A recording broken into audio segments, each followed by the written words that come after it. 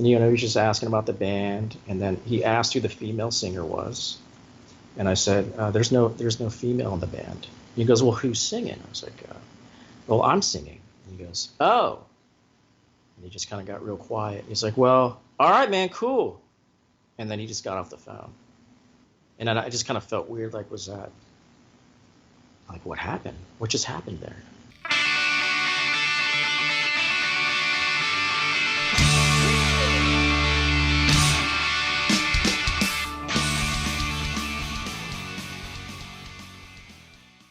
Welcome, everyone, to This Was The Scene, the podcast that takes a look back at the late 90s, early 2000 punk scene. I am your host, Mike Doyle. Before we start, go follow my Instagram account. It's This Was The Scene. It's on, obviously, Instagram. The more people that follow that, the more eyes I get on this thing, and the longer I can keep doing it. So if you have Instagram, go do that, please. Known for singer Harold's beautifully bespoke tenor vocals, Tampa, Florida's Hankshaw, founded in 1994, played melodic indie rock emo. The band saw releases on Network Sound, Doghouse Records, No Idea Records, among others, and tours with Hot Water Music, Elliott, and Beretta, and more.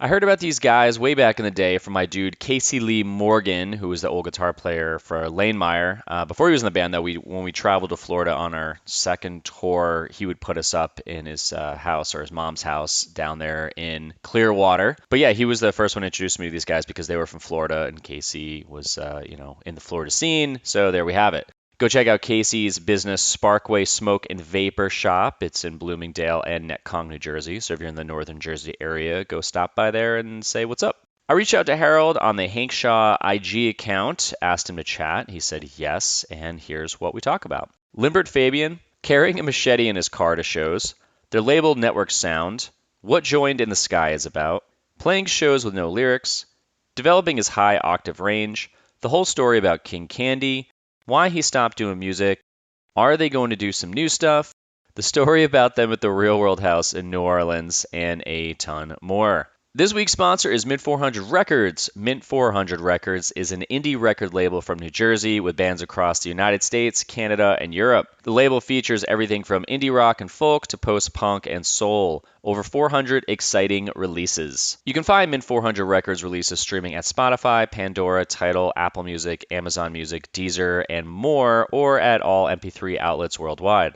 Visit mint400records.com for links and more info. Here's a clip from their artist Tom Barrett's song Together, Together, Together from the 5 Songs EP.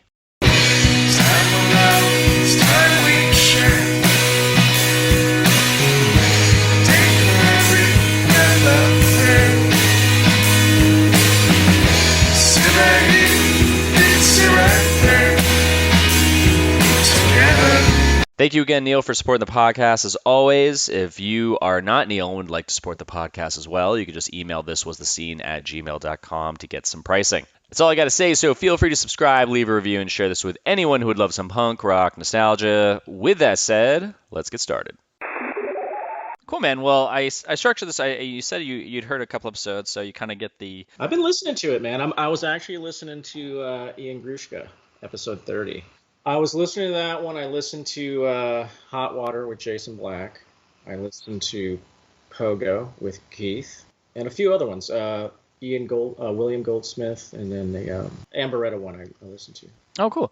So, I mean, besides them, it sounds like you were sticking, as I would probably do, you stuck to your home state.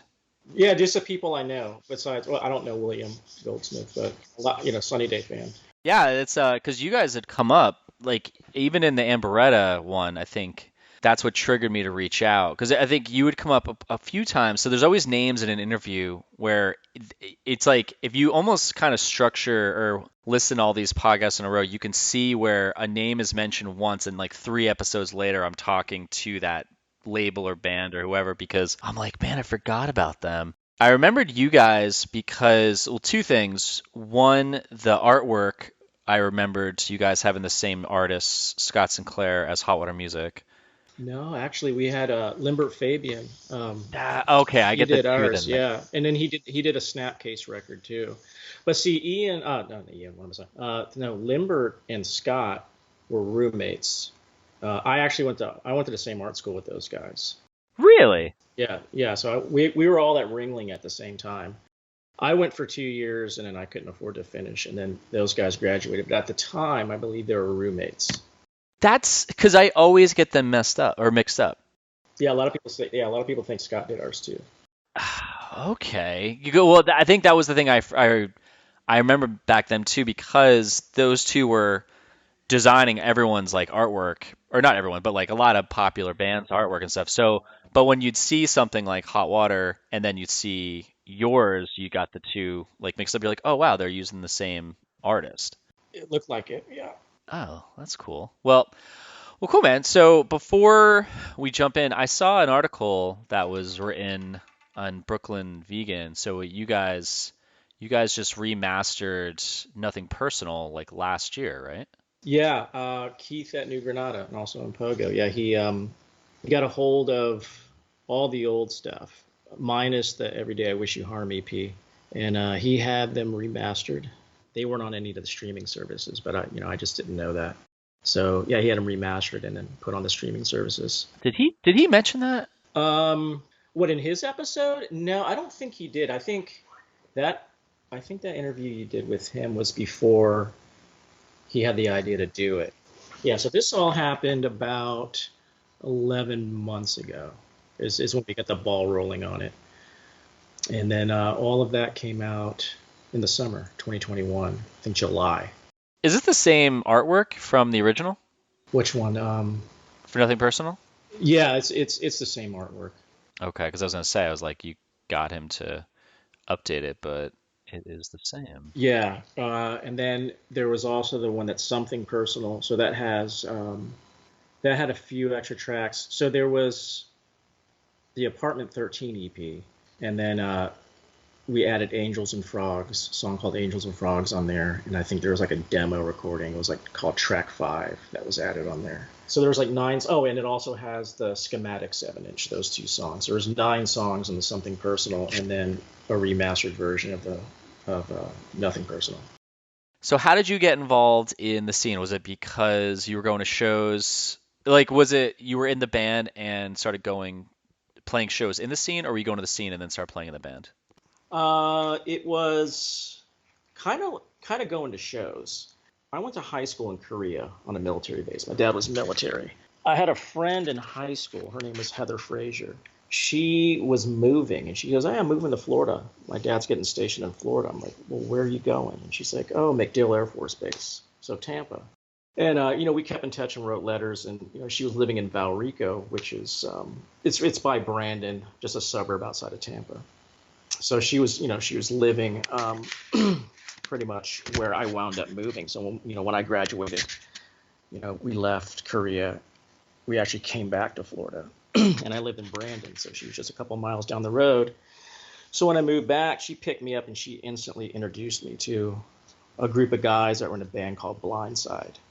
And I had met Kevin Zilka, who played guitar. And then down the road, ultimately, I wound up starting a band with him called Lazy Susan. What year was that? That was, 93, 94-ish, somewhere around there. And that's where I had already known Brian Roberts, so he plays bass in Hankshaw.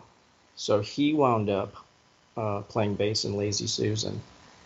And then we had a drummer named Rob, and he had come from a band called Slap Reality. So we had done that band for a couple of years, Lazy Susan. Actually, Hankshaw came out of Lazy Susan. It was a thing where Kevin was getting ready to graduate college, so he wasn't going to have time to do it. We got a new drummer. We got Johnny, who's he plays drums in Hankshaw. We got Johnny to join, and then I met Milton, and he was playing in a band called Shade out of Bradenton, Florida. So he joined in. He actually, those guys joined Lazy Susan. And then we decided, it's kind of a different lineup now. So we changed the name to Hankshaw, and we did that on stage, opening up for 15. We were playing with that band 15 at the Blue Chair in Ybor City, and that's when we decided we were changing the name to Hankshaw, and there you have it. And it just kept going from there. Why didn't you keep the original name? It's just the Lazy Susan name. Everything, with Kevin leaving and Milton joining, the sound started kind of changing a little bit. It just kind of felt different. So we just decided collectively just to change the name. So you basically got involved in the scene because you were playing shows then. Yeah, I mean, just seriously, like day one of moving here, just meeting those guys, I just got lucky to meet some people that were in bands. I had been playing a little bit of music when I was in Korea. I had gotten into playing guitar, and I had just started singing when I was in high school. So, I was telling her that, my friend Heather, like, yeah, I've been, playing music, out here in Korea. I was looking to like play some music when I moved back. She's like, oh, I know people, I'll introduce you. So like, I mean, pretty much like the day I moved back, I met those guys.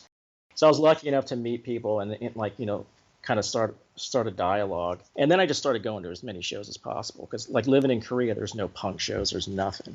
So I was just jonesing to go to shows. So I just immediately started going to shows here.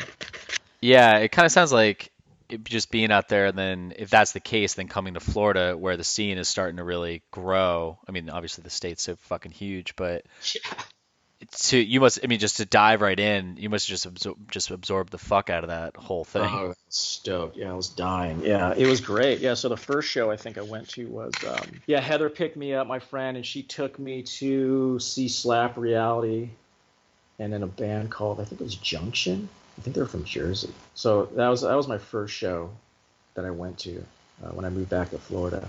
What was the scene like for you, like from your perspective? It was an interesting scene. So when I first moved back, it was just a bunch of bands with different sounds, but everybody played together, which was really cool. There was also a lot of like Nazi skinheads at the time. It was kind of scary, and I know a lot of bands were kind of nervous, like touring bands would be nervous coming down here. Yeah, a lot of fights. A lot of fights. Oh my God. Yeah. Were you, I'm not saying this to be like condescending, like were you like a tough kid? Not like were were you like when you showed up to there where you're like, I'm intimidated, but I know I can hold my own if something came about? Yeah, but it's we just all stuck together, the Brandon kids.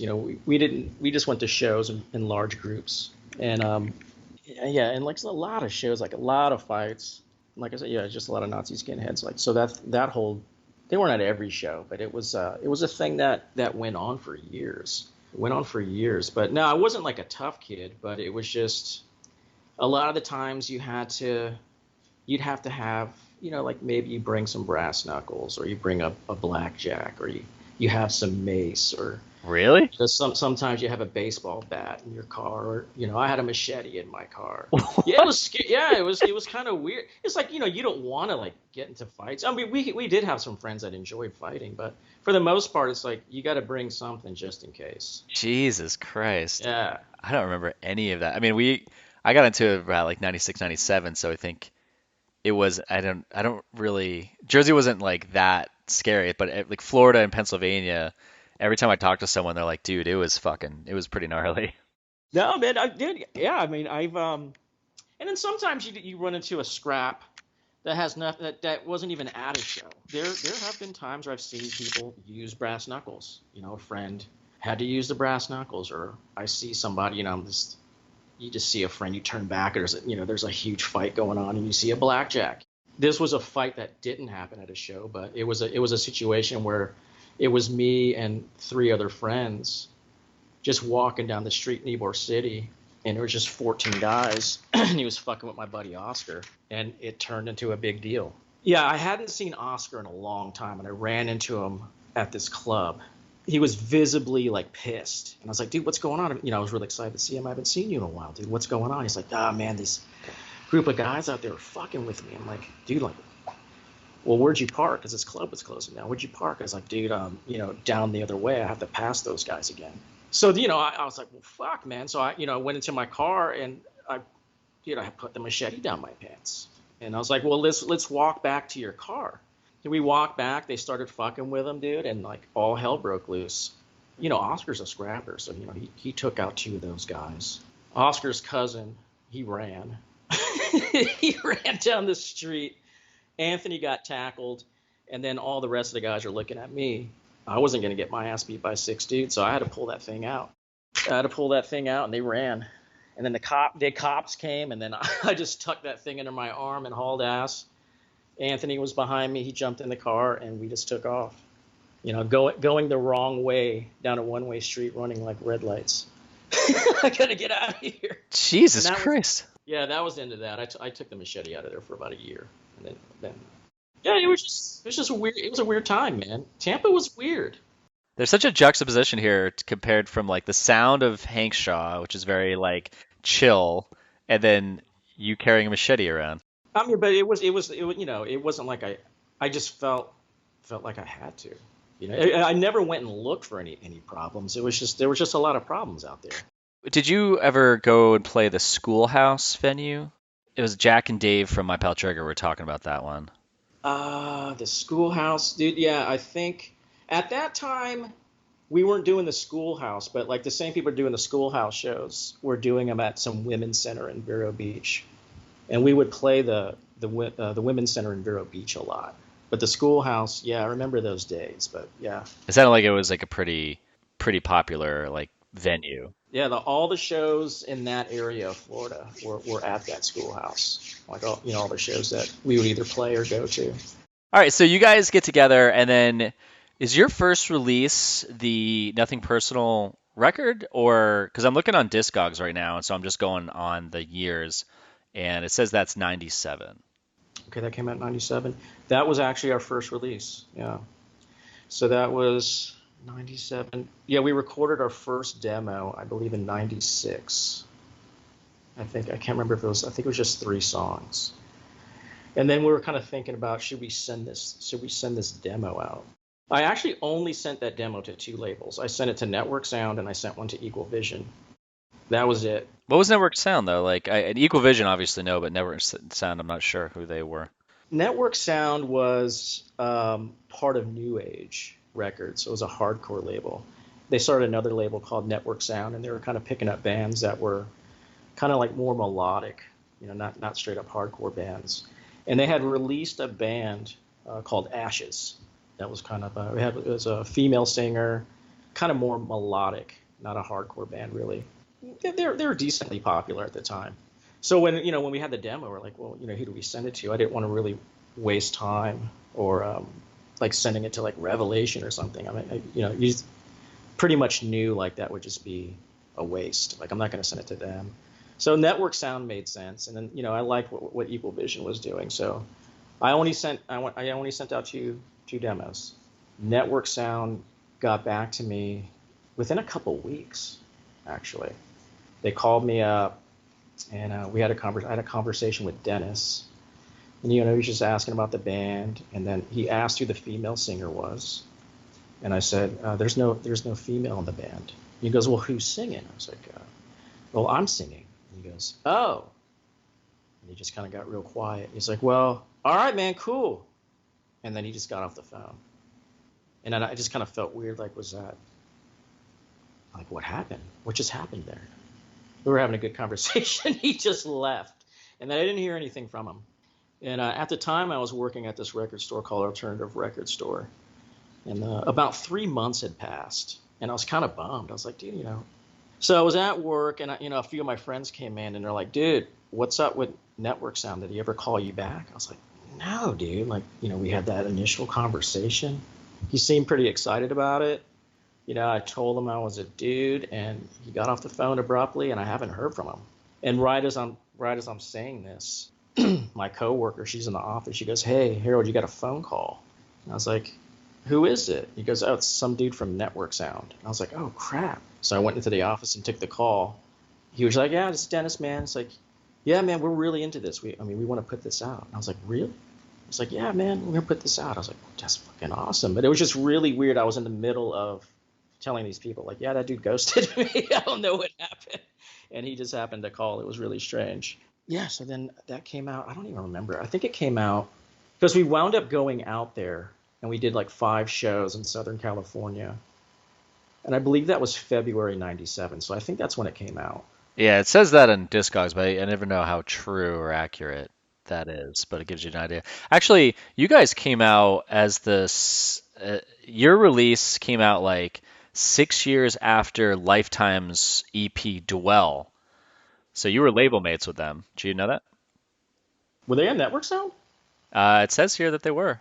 Oh, yeah, they were. Yeah, you're right. Yeah, they had a 7-inch or an EP, I'm sorry. Yeah, they're Jersey, right? Yeah, they're huge. I mean, when they were around, they were one of those bands where they had to break up, and 10 years later everyone gave a shit, or like when they broke up everyone started caring, and then when everyone's like, why'd you break up, and they're like, well, no one came to the fucking shows, and now they play shows and they pack like clubs and things like that, but they're Wow. I thought they were yeah. pretty huge back then. That's surprising to hear. Well, I think they weren't as big as you'd think that, but yeah, it was just like one of those caught my eye as soon as I went to the Discogs and saw that. So like I think any Jersey person would be freaking out 'cause it's like their first release. But yeah, man, you guys were. I mean, that label. Actually, no, wait. Okay, it's all set up wrong. But you're on the same with like Game Face. You're with Yeah. them. Ashes. Strike Force. Mouthpiece. Damn, this is like. Yeah, I can see like that mix though, because like Game Face, they were on. I mean, they're on Rev later on, I think, and then well, yeah, they were on Revelation. So there was like that mix where harder bands were getting labels would have a hard band and they'd mix like more of like a opposite sound to on that label because it made sense. It's like a balance. Yeah, and then Network Sound, they were in Huntington Beach. They're actually right down the street from Revelation. When we went there to play the shows when the record came out, we actually just walked down the street and we went to go check out Revelation Records. They just kind of looked at us weird and didn't let us in. Did you ever talk to the owner of the record label and be like, why did it take you 3 months to get back to me? I think I did, man, and I don't remember. I think it was, yeah, I don't. There was no clarity on that. Like, I still wonder too. Like, why did it take so long? Because that's definitely something I would ask. And then when we were there in the office, I saw this gigantic box, this gigantic cardboard box that like a little mini fridge would fit in, and it was just filled. It was just packed full of demos. And I'm like, dude, do you ever listen to these? And you're like, I mean, kinda. But I felt really bummed. I was like, dude, there's all these bands in here that sent their shit. Like, you don't listen to it? I was like, well, then how did you even hear ours? Because I just imagined you would just throw it in this huge box. And then they didn't even, they just kind of looked at me and like kind of chuckled. And I never got clarity on that. Like, how did you listen to ours out of this humongous box full of demos that you're probably not going to listen to? And I guess most labels were like that. You send something, boom, just throw it in a big box or throw it in the garbage. So I don't know. I still don't know how that happened. Did you guys have any artwork or anything like that on the tape or some note or something to stand out? No, man. No, I just sent a. No, man. I didn't make a cover. I didn't make anything. Maybe that's why. Maybe I did. Maybe because I didn't try hard at all. I just put it on a tape. I put it on the tape. There was no artwork, and I think I did barely had a note. Yeah, I don't even think I wrote an extensive letter either. They must have been like, well, wow, these guys really don't give a shit. We should definitely check them out. Yeah, maybe it was the mystery that made them listen to it. Because yeah, I didn't try. I didn't make artwork. I think I had the titles of the songs. I didn't even write a letter like, "Hey, I'm so and so from this band, and we formed here." And I didn't like make a bio. I was like, "Here you go, man. Either you like it or you don't." And that was it. Did any of the songs that you demoed make it on the first release? Yeah, all three of those songs were on there. I can't even remember what was on the demo. I'm pretty sure At Your Convenience was one. Maybe Join in the Sky and another song. But yeah, the demo songs are definitely on the record. Well, Join in the Sky, wasn't that kind of the more popular song? So when I was listening to it the other day, I was like, I remember this. I remember hearing this back then. I think it was. I think that song and At Your Convenience was one of the more popular songs in that record.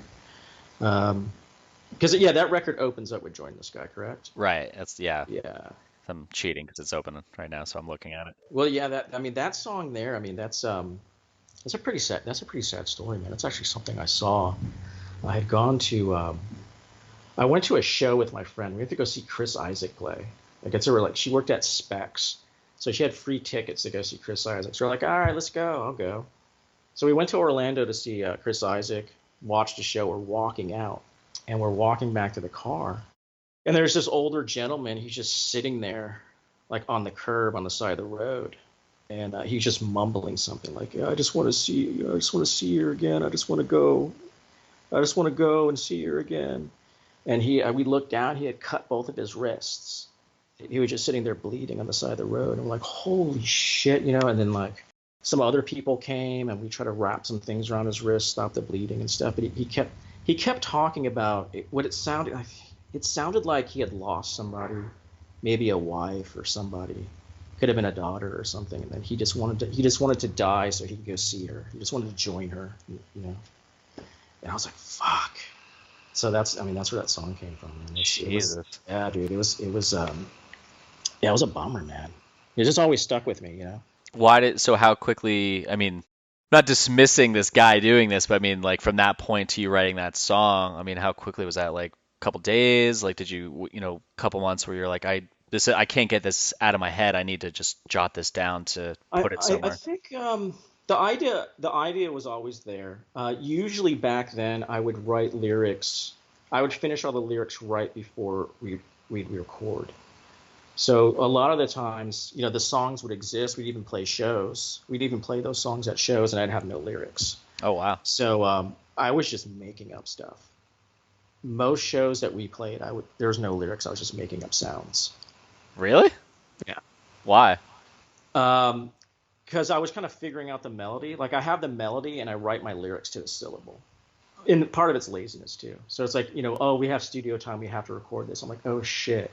I got to write these lyrics. But since I know the melody and I can write everything to the syllable, I would just do it right before we went in. But when you guys would play live after the song was recorded and you had lyrics, you would sing the lyrics. Yeah, definitely. Okay. I would sing them then. But it didn't seem like anybody knew. And I actually wanted to not ever write lyrics and just do what I did live, just kind of make sounds. But it sounded horrendous recorded. It just sounded stupid. So I was like kind of bummed because I'm pretty sure like early Cocteau Twins, like she didn't really have lyrics. She just kind of made sounds. But it made sense for them when I tried to do, which is garbage. But yeah, Cocteau Twins was like in high school probably like my favorite band. Who? Cocteau Twins. Yeah. Not hardcore, not punk at all. Yeah, they're an old 4AD band. Like early, kind of more gothy early, and then just kind of like more ethereal. They definitely have their own sound, but that singer was really interesting and just kind of didn't really ever include lyrics in releases and it's kind of thought that there was no lyrics early on. So I don't know, but that was kind of the inspiration. It was just mumbling in their records, or was there actual words that just didn't make sense? They were just sounds, and you would try to make out words, and you would think you're picking up a word, but it was just I don't know. I don't know the lyrics, but after a while you just kind of give up trying to figure it out. But she was just an interesting instrument. She had just amazing vocal. At least to me, I thought she was just amazing. It's actually interesting you said that because in the last interview with Rob from Beretta, he talked about playing. I think it's when he mentioned you guys, but he says there was this band from Florida called Judd. Yeah. They would just make sounds for instruments. Yeah. So Judd, actually, two of my buddies. So one of them was Steve Heritage, who guitar in Assuck. He was Assuck. And then my other buddy, B, he was a drummer at End of Century Party and a bunch of other bands. So they just kind of started this joke where they would just, I think it happened at a Blue Chair show. They just kind of got up there and they would just go,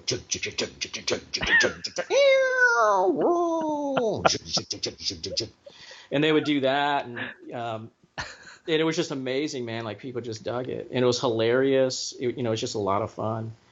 And yeah, I think, dude, it's so good. But here's a funny thing. So I told you I was working at that record store like in the early mid 90s. Yeah. And that was during a time when major labels were like signing everybody, all these like alternative bands, indie bands, or they're starting to sign up punk bands and stuff like that.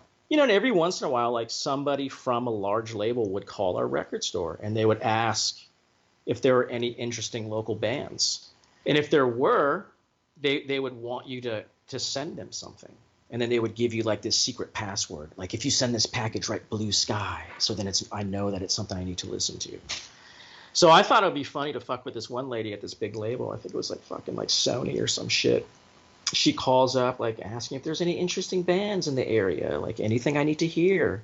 I'm like, actually, yeah, you need to hear Judd. I'm like, well, and I described them how I described them to you. They're like this a cappella group, but they're hardcore, and they just, they mimic the chug of guitars with their mouth. They're like, oh, that sounds fun. You must send it to me. I was like, all right, I'll send it to you. Just you have write blue sky in the package, so I know I need to hear it. And I was like, all right, cool. All right, I got to go. And of course, I never sent anything because I'm sure Judd's not interested in being on Sony. But yeah, but dude, yeah, Judd's amazing. I guess the reason I brought that up is because you're talking about this other band that was obscure, and then Judd's obscure. So it's kind of like I'm kind of like getting like a feel of where, or trying to get a feel of where your mind's at, where you didn't want to have lyrics, and what was influencing you. Yeah, well, it was Cocktail Twins. Cocktail Twins wasn't that obscure. They were just, 4AD at the time. They're a pretty big label, and I think eventually Cocktail Twins wound up on Capitol, like in the mid '90s. They put out a bunch of records. It was just not like a typical influence of like a punk kid or whatever. But I mean, to me, in high school, in '87, '88, '89, like I don't know, Cocktail Twins are just one of my favorite bands. And I would have to say, yeah, like Frazier, and a lot of female bands. Actually, I was more influenced by female bands at the time. And then, also, liking punk. But then once I'm in a band, you're like, well, how do you do something different? So I just started experimenting more with higher register and in my singing and stuff. And it wasn't easy to do either, because my voice isn't naturally that high. Really? No, not at all. Well, I mean, you could tell now it's not like you don't have like a super high voice, but singing wise. Right. So like, yeah, at the time it was like female bands, like a lot of stuff on like Tiger Trap and Blake Babies and stuff like that. But then I also liked like Shudder to Think was huge influence.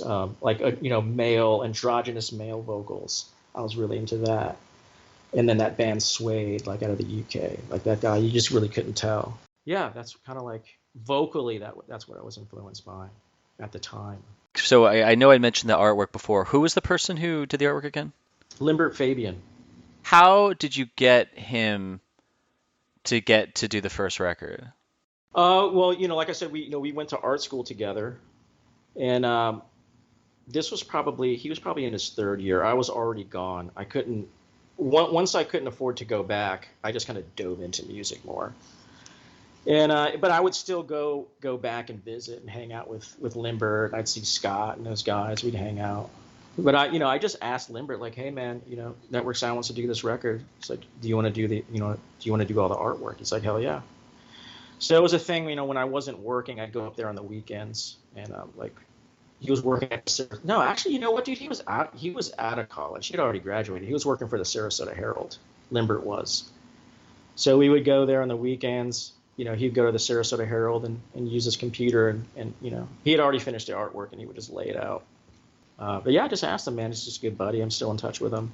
So the question I had originally, because I thought Scott Sinclair did it, and he, like I said, he did the hot water stuff. There's something about that time where we didn't have YouTube and our phones and all this shit, where it was like something would trigger us to want to hear another band. It was either if they were on a thank you list, if they were on a label, and then artwork for me was a part of it, because if someone else had a certain artwork and someone else had the same artist, I'd be interested to be like, oh, I like that band. They must sound kind of similar. Did you notice at all like that having that cover by Limbert opened up people's eyes a little bit more to listening to you in the beginning? I'm not really sure. I wouldn't doubt it, but I can't say for sure. I think maybe because a lot of people did think, oh, that's the same guy that did Hot Water's artwork, but it wasn't. So I think, yeah, maybe it did, just because people thought Scott did it. Yeah, that's interesting. Because like when I saw it, I think because I remember hearing you guys back then, and then it was drastically different from Hot Water. And this was like right when I talked about that with Rob too, that I was like just getting into more of the rougher sounding vocals and stuff like that. It wasn't really digestible enough for me. But I remember seeing that artwork, and then I remember seeing your guys' record. I forget who told me about it, but I listened to it and I was like, this is so different. But I was like, oh, this must be like them just because the artwork. It's almost the same thing. Well, it's the same thing too as like Yeah. back then you'd hear Gainesville and automatically you'd think of Less Than Jake and fucking Hot Water. And then did you guys play a lot in Gainesville too? Yeah, we either would play Gainesville, but we went to a lot of shows in Gainesville, and because we were friends with, because Hot Water, they were from Bradenton. Bradenton's probably an hour south. You can get there in 45 minutes. So, we knew those guys, and they were playing around Bradenton for a little bit, and then we're like, hey, we're going to Gainesville, we're moving to Gainesville. I'm like, oh, rad. And, Chris Wallard of Hot Water Music, I was really close with him. We were in our first band together. So this is before Lazy Susan, actually. I was in a band for about maybe not even a year. It was called Last to Go. I would not seek it out. But dude, Chris Wallard, he was still in high school. He's 15 years old, and he played bass. They were actually already an existing band, but my buddy Oscar, he was the first singer in that band, and then he left. And oh, dude, so here we go. So this is before Lazy Susan. Let me back up, because Lazy Susan I told you we had the original drummer's name was Rob. Well, he was in this band Slap Reality, and at the time, locally, they were like, to me, until like all our friends, they're like kind of the local heroes.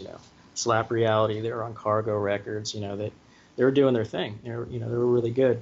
When Rob wasn't in Slap Reality anymore, well, I tried out for Slap Reality, right? So I don't know something happened with the singer, and they're looking for a new singer. So I remember I went in there and I tried out to be the new singer of Slap Reality, but I didn't get it. This other guy, Brent Igo, got it. Brent Igo was actually in a band with Keith Ulray from Pogo, his first band that was called High Chair. So Brent Igo, High Chair was no more. Brent Igo, he tried out for Slap Reality. I didn't get it. Brent Igo got it. When Rob left Slap Reality, he wanted to start a new band. He called me up because he told me, I actually wanted you to sing in Slap Reality, but they wanted Brent, so that's how that happened. So once he was out of that band, he wanted to start a band, so he gave me a call. He got my number I think from Max from Last to Go. So, yeah, so Last to Go was the first band I was actually in when I moved to Florida, and Chris Wallard was in there from Hot Water, and it was it's yeah, it's pretty bad, dude. It's pretty, yeah, try to find it because it's pretty funny, man. And there's a really good picture in there. You get to see Chris Wallard at 15, and he's like 15 years old, and a younger me. I think I was 19. Yeah, pretty sure I was 19. So when you guys later on, he's in Hot Water, you're in Hankshaw, and you guys start playing together, would you guys meet at shows and be like, hey, remember that shit fucking band we used to be in? Oh, yeah, for sure. I mean, we still do. I talked to Chris, because we hadn't talked for like over a decade. And I actually, during the pandemic, I got real nostalgic, man. And I started just trying to hit up everybody. And Chris, I was phone tagging with him for a while, but we finally got to talk a couple months ago. I think it might have been November or October. We got to catch up, man. It was a long, we talked for hours. But yeah, it gets mentioned. But there's certain times over the years where we don't mention it. And somebody else will mention it. We're like, no, man, no, you don't want to talk about it. But definitely, it's pretty awesome now. It's pretty funny now. But yeah. I actually went to a record store once, and I found a Last to Go 7-inch, and I bought it just so I could break it. Oh, you guys actually put out, you literally recorded we put out one 7-inch, and that was it, and it was pretty bad. I'm gonna have to look for this after we're done. Let me see. You know what? I got my YouTube up. Let me see. We'll keep talking. Let's see if it's on here. I doubt it. So when you guys got on the label, did you guys start touring right away? Yeah. So when the record came out, we did like 5 days. We did, like 5 shows, Southern California. And then that summer we went on tour. I think it was August 97, and then Hot Water took us. So we went on tour with Hot Water for about a month in 97. Damn. Yeah. Yeah. It's because you had mentioned before when you reached out to the first label, and he was like, who's the chick? And you're like, it's me. And then you're like, I followed a lot of female singers that had a high voice. I think that was the one thing I remember too back then. I think I had the same reaction. Yeah. And then someone was like, no, this is a dude singing. Did you find that happened a lot to you on the road, or? Oh, dude. Yeah, it was. It happened. So even before we went on the road, the record came out, and even we'd read reviews, and everybody that reviewed the record, they thought it was a female fronted band. I think there was one that one write-up that said we were a riot girl band from Florida. Like the entire band was girls. Because inside the layout, there's like this really small black and white picture that's blurry, and it's of us playing live, and you can't make anything out. You can't tell if it's dudes or if it's girls or what. Yeah, so nobody knew. There's no internet really. No, there wasn't. There was no internet, so no, you can't just go on Google and find information. So yeah, everyone just assumed that it was a female singer. It didn't make me mad. It was kind of funny. So the first tour we went on, there are certain shows where, and after a while I made sure I paid attention to this. So we would go up there, and right when we start playing the first song and I start singing, you kind of look out there and then you kind of see the confusion. You'd see people laughing like, oh shit, ah, ha, ha. And then, or there's just like confusion because the hardcore guys are looking for some cute girl. They think they're saying, oh, this is, they're looking for another Ashes or something, and you just got this ugly half Korean guy up here with freckles. So sorry. But it was really trippy, man. I noticed it at the Wilkes-Barre Fest. We played that, and it was just kind of like this, what the fuck? Like right opening song, I start singing, holy shit, what the hell? So I don't know what happens after that. And then usually after shows, like, oh my god, I thought you were a girl this whole time, and then they would say it. It's like I was waiting for this cute girl to start singing. I was like, sorry, man. I mean, you said it didn't piss you off. I mean, after a while you started doing that, but you had said you would listen to female-fronted bands and really pushed your voice to do a higher range. So like, did you find that after that happened a lot, which probably just just followed you all over the place, did you, as the newer records started coming up, did you think ever about being like, what, let me change this? Or you're like, no, fuck this, I don't really care. Yeah, man. I mean, it kind of got old after a while, and there was an attempt to change it. So I think at some point, I'm trying to think what year this was. It might have been 99. I think in 1999, I went to a vocal coach. I did 4 sessions with a vocal coach just to kind of see, am I doing this right? So I went, and through those 4 like vocal lessons I took, this guy was like, he figured out like this is your range. You have like 3.5 octave range, and like maybe you should explore some of the your natural voice more too. Because it was all head voice. Like I said, it wasn't really easy to do. It wasn't easy to do. I mean, I got used to it, but I was just that guy that like, dude, I had to have like throat coat tea before the show. Like when we toured, like I would not drink cold water, so I'd have to go to a convenience store and hope they had a gallon of warm water, like room temperature water. If they didn't, I'd buy a cold gallon of water, dump out half of it, go back in there and use like the hot water spigot for your tea in the convenience store, and I'd fill it up with that. Just echinacea, like throat spray, all this weird stuff. On tour, I would eat raw garlic. Yeah, I was hypochondriac. I couldn't get sick because there was just no way to do it. If I was sick, I couldn't fake it. So I just could not get sick. I was a cigarette smoker too. So anytime we had a show, I wouldn't smoke cigarettes for days, or I wouldn't have an alcoholic beverage, because that was bad for it. I wouldn't eat dairy. So there was all like constant preparation for, before shows or, before a tour. Like I would quit whatever I was doing. If I was smoking cigarettes, I'd quit that. If I was drinking, I would quit that. I wouldn't smoke weed or anything. A month before that, I'd quit everything. Then I would usually catch a cold or something, and then get over that, start like a regimen of supplements, and do all this weird stuff and get ready to go on the road. How often did you guys tour? Dude, you know what? We only did the tour in '97 with Hot Water, and then the summer of '98 we did Elliott. We went with Elliott. Oh wow.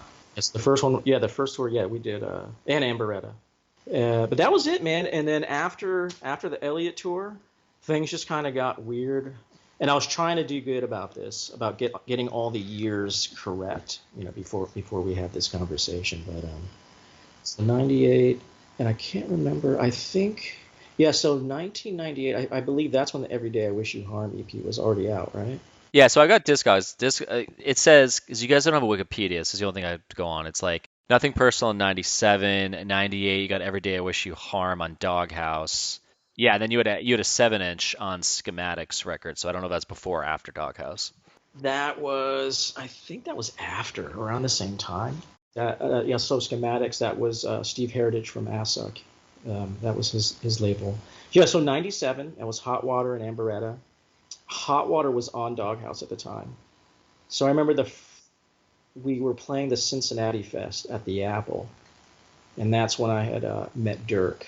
Yeah, all those Ohio shows. Dirk from Doghouse was there, and I think that's when he started to kind of become interested in Hankshaw. After that tour, that's when I heard from him, and he actually had called me or something, and he wanted to do something. So we agreed just to do an EP after that tour. Yeah, so we just recorded. Yeah, we recorded Every Day I Wish You Harm. Was that 4 songs on there? Those 4 songs. I don't know. Let me see. Yeah, 4 songs. And you got that dude to do the artwork again, or is it someone else? Limbert. No, that's Limbert. Limbert did all the art. He did Nothing Personal. He did the Every Day I Wish You Harm EP, and then he also did the Apartment 13. So it's kind of one of those things we're trying to keep it consistent. Kind of Hot Water did the same thing. They kept all the cover art consistent all those years. Yeah, so we did the Doghouse EP. That came out summer of '98, right before we went on tour, and then we went on tour with Elliott in '98. How long was that tour? It's about a month. Yeah.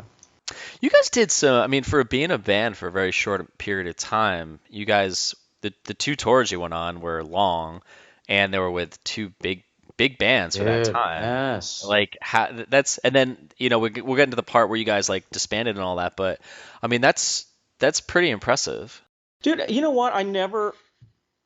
It's only recent that I actually realized, like, man, we're pretty lucky. Like, it never really occurred to me. Maybe I was ungrateful. Maybe I just didn't realize it. Like, I was just thinking, like, we were able to do some really cool stuff without even really trying, Like, you sent out some demo tape, with no artwork or no information. And, to 2 labels, one of them hits you back. You know what I mean? Like, all these things kind of, it was just like effortless. Like, we got really lucky. That's what it was. We got really lucky, man. And I don't really know if I really appreciated that at the time, which is really lame. But I think that's the one thing I remember is because the time I heard about hot water music, I was in Tampa for the first time, or in Clearwater. So Casey, he was later on in the band that used to be in, but before that we were friends with him. So he was like, "Hey, you guys are on tour, you should stay with us." So we get to his house in Clearwater. He's got this big hot water music poster, and we're like, "What is this band?" And this kind of led down that path, and I was like, "This band looks like these guys look like lumberjacks. They look very scary, but this music sounds amazing." But then you guys, I remember your name coming up because of him, but it was almost like mythical because you were like connected in the conversation of hot water, but you guys, I think at the time were gone or you had played some big shows, but then weren't really around. So there was this kind of, and I could be wrong, but I feel like there was this mystery around you guys. Like, Dude, yeah. I mean, I felt like that too, and it wasn't really intentional. And then because when the re-releases came out, like all the write-ups were like short-lived band. yeah, Dude, we were together 17 years. You know what I mean? We were together a long time, but then I had to stop and think. I was like, you know what? If you base our existence on just the releases, dude, all that shit came out like what in like a 4-year, yeah, it was like a 4-year period, right? Everything. wait, the math doesn't work there. 17, because you said, what was it, like 92?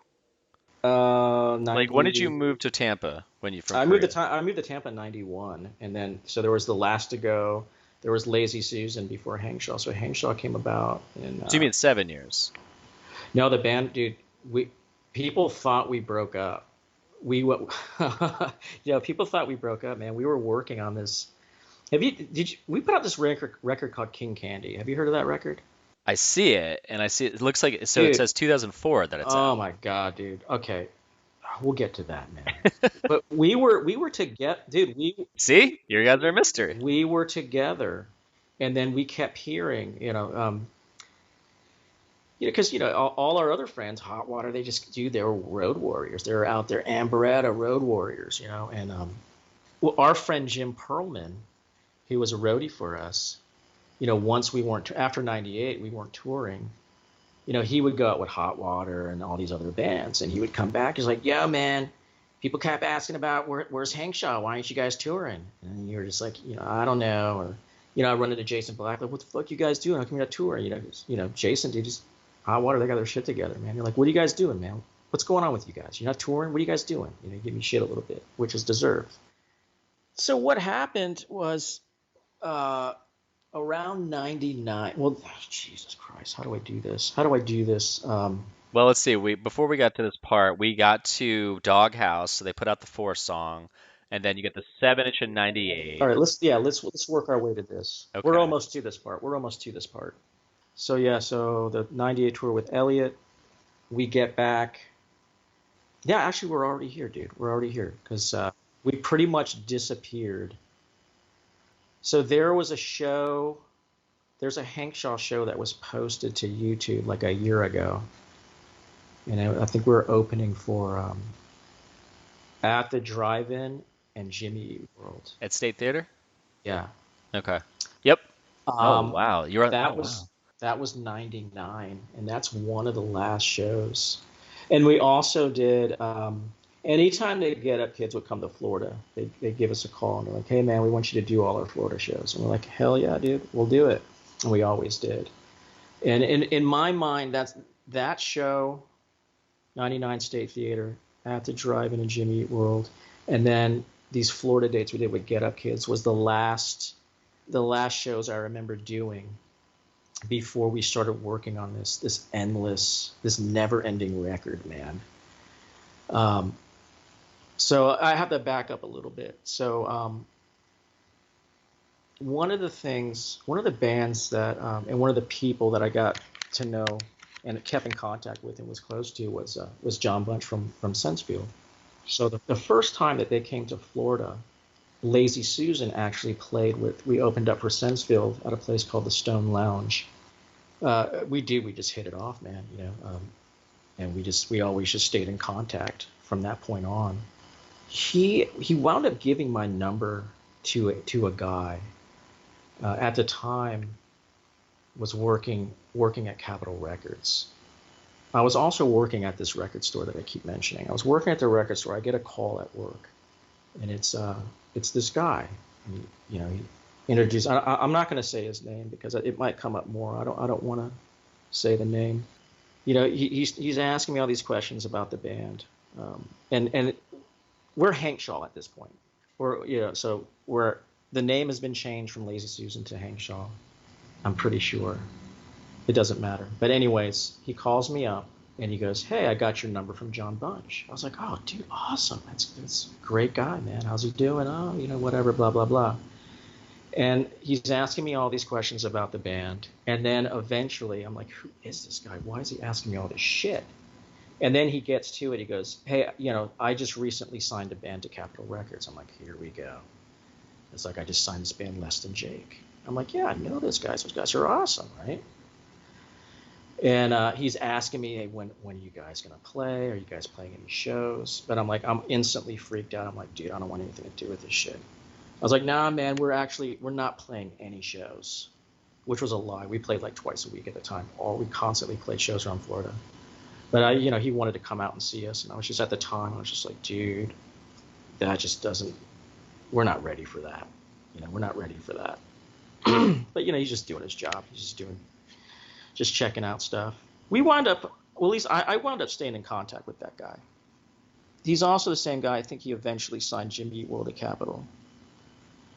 At some point after the Elliott tour, I'm talking with this fella, and he has this idea of wanting to put out a record, but he was no longer working for Capitol, and that made me feel better. I was like, good. But I have my own label, and I want to sign you guys to my own label, and I'm going to release your record. I'm like, dude, this sounds great. This is probably 99. So we start this process. He's like, we got a recording rig in our warehouse. It was like a little Roland digital recorder. It's like, it's digital. It's not like a 4-track tape recorder. Like, whoa, this is badass. So, we start demoing these songs. And at the same time, we're trying to hash out the details of this contract. And the one sticking point was he wanted 50% of our publishing, which was something we weren't willing to give up. which nowadays is a common thing. I guess bands just give their publishing away, which I just find insane. I'm like, what the hell is going on? But that's a common thing now, which is sad. At the time, I was like, hell no, dude. Are you fucking Rick Rubin? No, you're not taking half the publishing. It's just crazy. And I wound up, I forget who it was, man. Somebody referred me to some lawyer who was a great guy, and he helped us out, gave us a lot of guidance. But we're back and forth for like about a year on this contract, and then ultimately, the lawyer that we were talking to just said, dude, do not sign it. It's a bad deal. Do not sign this deal. I was like, all right. So we didn't. So then I wound up not talking to this person for months, for a very long time. And then I had some personal issues, some health concerns where I wasn't really doing much for about a half a year or so. When I came back, I think we had already been doing the Apartment 13 EP, or at least recording it, or getting ready to record it. Yeah, so we met the guy from Apartment 13, I think, at our New York show in '98, and we're on tour with Elliott. That's when that's when that came about.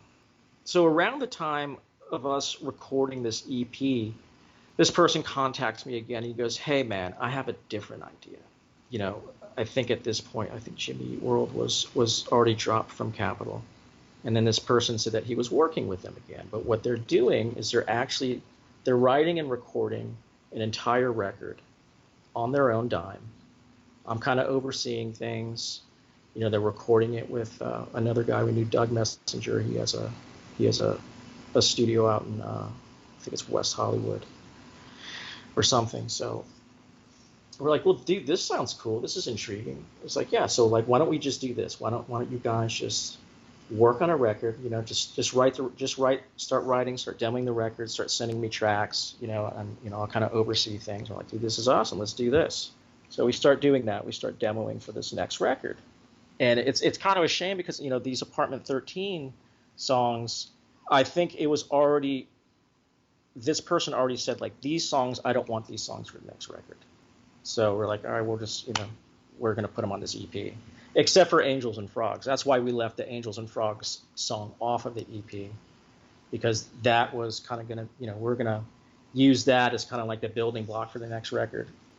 Dude, this record went on for like 5 years. We wrote songs for this record. People thought we broke up. We weren't playing shows. We weren't doing anything. I'm sure at the time there was social media. No, there wasn't really social media. You could have a website, but there's no social media or anything. So it's just like, we had just disappeared. But well, you had forums too. Forums are huge around this time. Well, we weren't doing that. But yeah, it just looked like we were gone. But we're just sitting and writing this record. So over a 5-year period, we're writing this damn record, dude, and it winds up sounding like. Have you heard this thing? No, it's on Spotify. Yeah, it's there. But dude, it's a complete departure of what we used to do, and it wasn't like, hey man, we're just all of a sudden gonna do this weird like dancey psych soul record. That wasn't the intention. It's just like, dude, when you lock yourself in a warehouse and you write songs for 5 years, it's just things just kind of like, to us it was just kind of like this gradual change. But when the record comes out, you're like, what the hell is this? And I don't blame anybody. They're like, dude, this fucking garbage. What is this shit?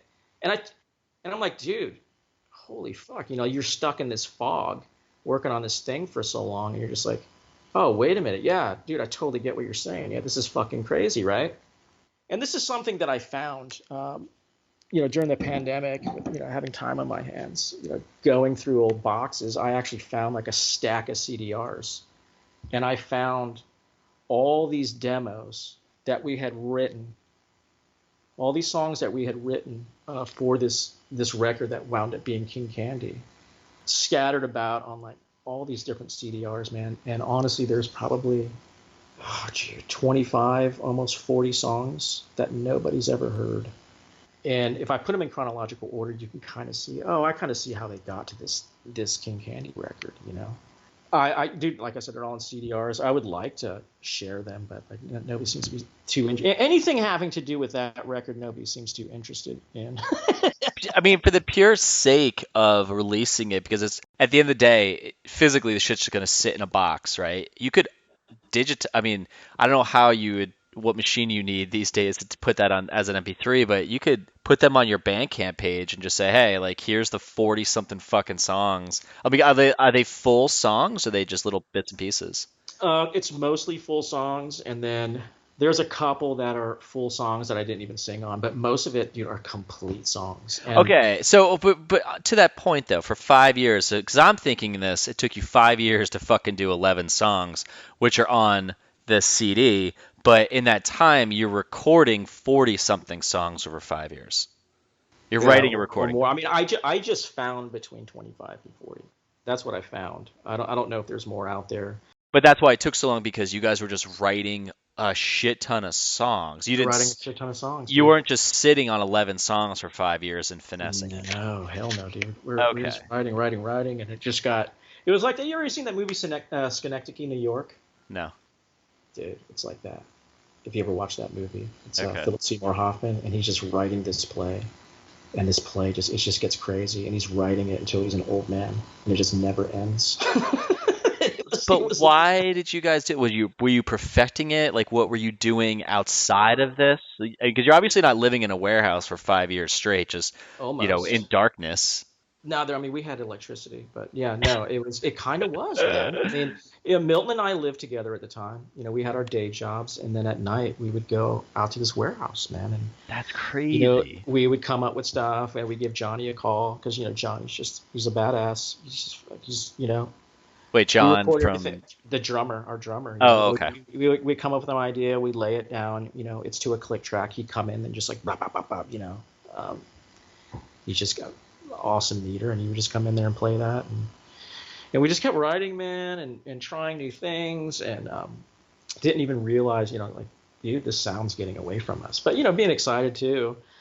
But it was a thing because we kept sending songs to this person. They're like, yeah, I don't really like that. I don't really like that. And it was just like, what the fuck, man? It's just like an 80s song. So we would just keep writing and sending songs, and then at some point, it's kind of hard to talk about because if you've never heard it, it's hard for me to reference any Well, let songs. me just hold on, pause. Let me play a song. I want to hear.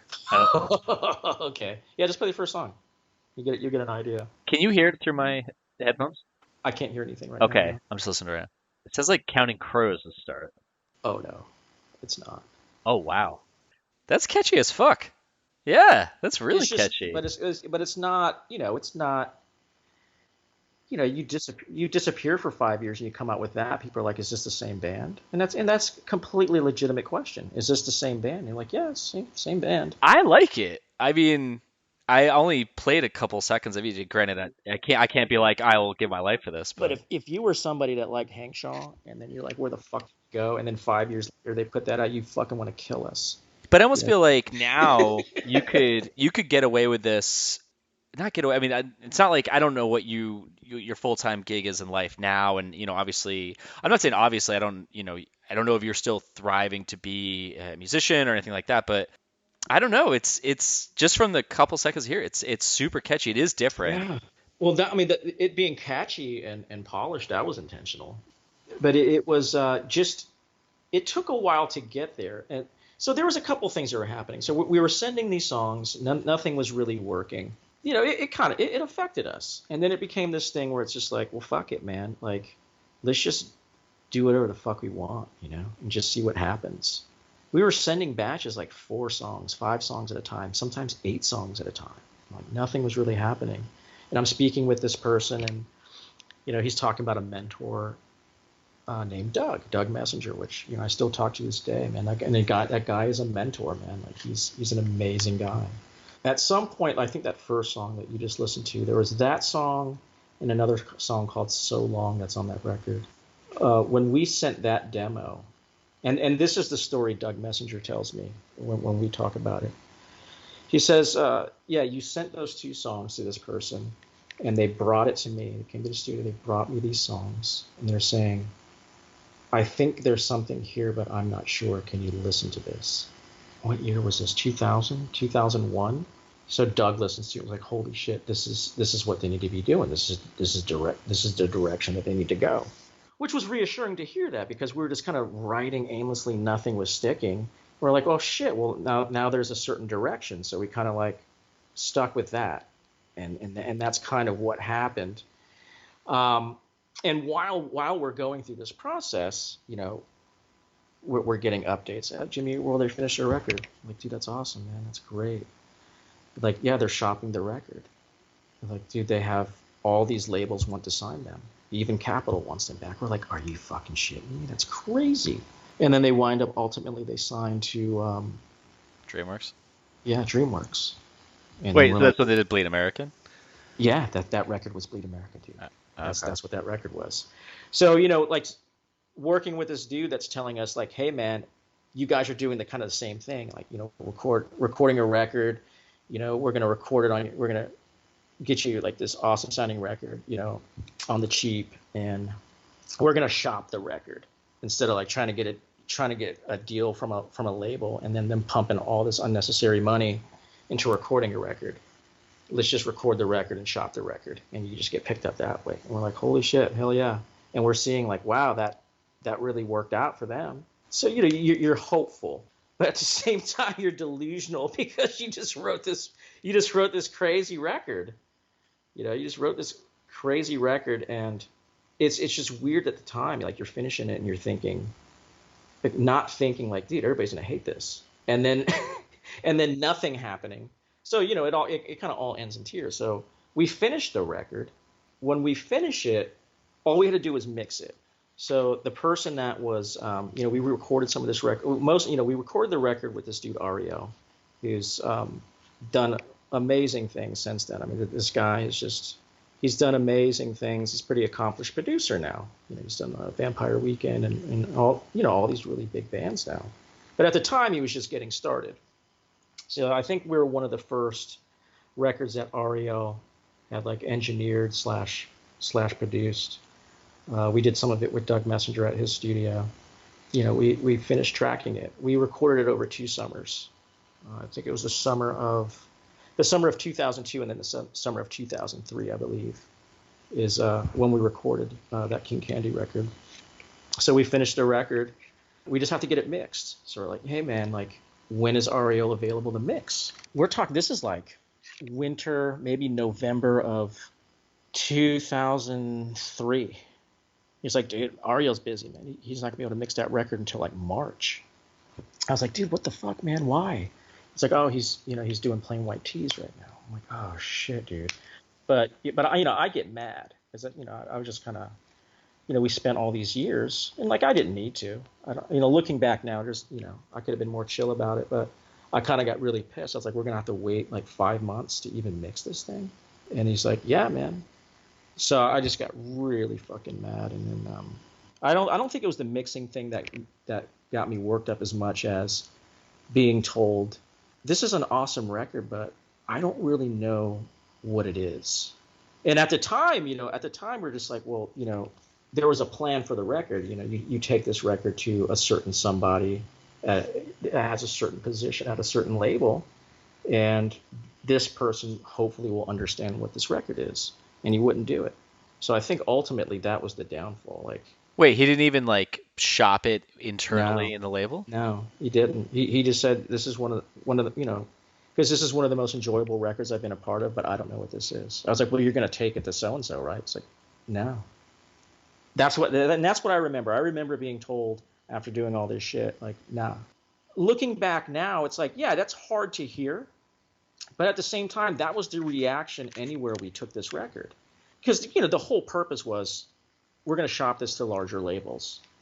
You know what I mean? Like, we're in our 30s. Like, me personally at the time, I have no prospects. I don't know. Like, we got to, maybe if we can try to make a living doing music, that wouldn't be the worst thing in the world, even though that was totally not the goal in the beginning.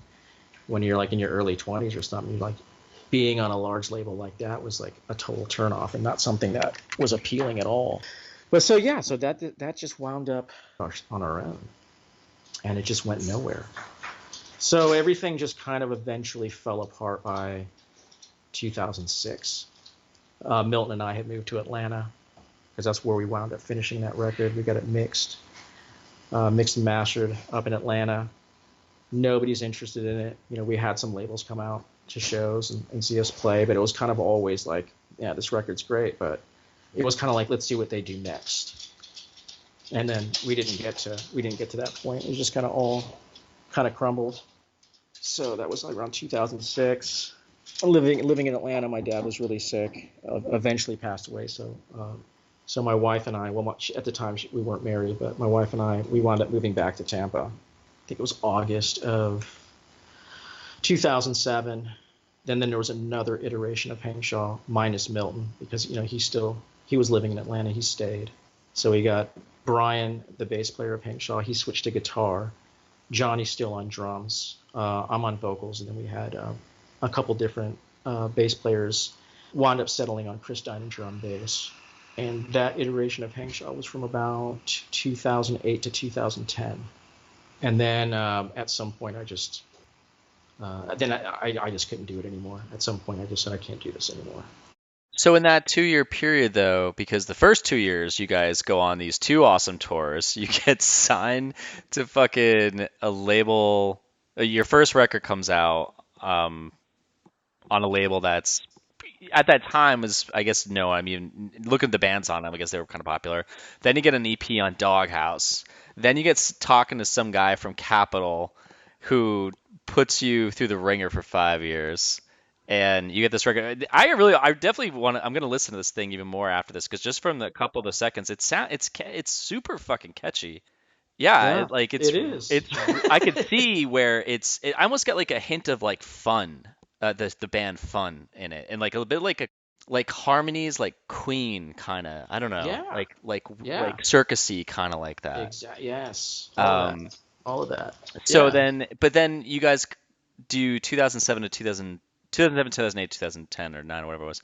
So did any like cool shit happen in those 2 years, like it did in the very beginning, where you just like, yeah, we just went on this fucking cool tour? No, nothing. I mean, it was just the four of us, just trying to do, and Keith, he wanted to do. It's like, dude, he wanted to put out a record of that iteration of Hankshaw. So we're like, hey, we got this. We got about 8 songs in. And then I just decided I couldn't do it. But there were some other things that kind of led into the decision, at least for me, to not do it. And it all kind of came about. So we do that King Candy record. Nothing happens. I think around that time, it was probably the end of 2002. I believe it was the end of 2002, maybe the beginning of 2011. I get a call from Doug, and he's like, "Hey man, do you still have copies of that King Candy record?" I'm like, "Yeah, man. Of course I do. Nobody wants it."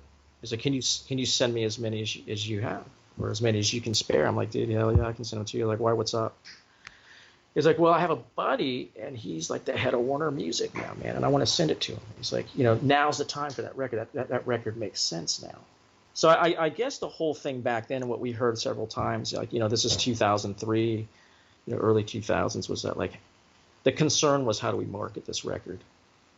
Like, nobody really knew what to do with it. They're like, it's cool, but we don't, like, what do you do with it? How do you market this? And then, by the time, 2000, I guess between 2010 and 2012-ish, around then, like, I guess stuff like that was I don't know. That's what was happening commercially in music. I don't know, because I don't really pay attention. At least that's what I was told. There was this idea to resurrect that record and, like, get it into people's hands again and, like, get people excited about the sound on that record. And I was just like, that sounds terrible. That sounds.